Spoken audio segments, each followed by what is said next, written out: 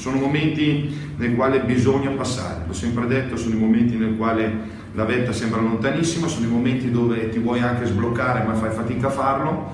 Adesso inizia il girone di ritorno e soprattutto speriamo di continuare ad avere la salute e di poter lavorare con continuità, questa è la cosa più importante.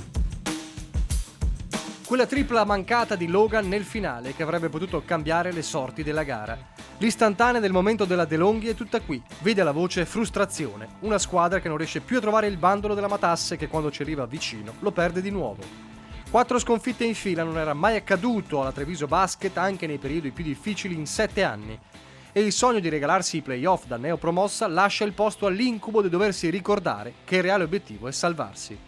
I punti da tempo restano inchiodati a quota 12, ora è quart'ultimo posto e il compito più gravoso è di coach Menetti che in sala stampa dopo la sconfitta con Varese difende comunque i suoi ragazzi. Abbiamo fatto prima ottime cose in attacco nella prima parte, dopo ci siamo persi e da lì credo che sia nato un po' di nervosismo e frustrazione, per questo dico che i ragazzi hanno dato tutto e ho poco da dire. Ecco. Poi dopo sono venuti fuori degli errori che proprio erano anche dovuti alla generosità più che al fatto di non voler fare le cose fatte per bene. Una gara ampiamente alla portata, vissuta però sull'ottovolante, prima a rincorrere, poi nel secondo quarto a dettare legge, di nuovo il crollo nella terza frazione fino all'epilogo.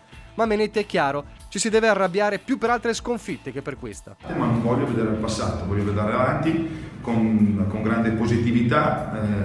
La cosa più importante adesso è mantenere la salute che sembra che abbiamo ritrovato, ricominciare a lavorare con continuità per ritrovare quelle che sono poi le nostre caratteristiche. Il problema è che l'occasione di evitare il quinto stop di fila giunge con il cliente meno adatto, l'Olimpia Milano, domenica nella tana nemica.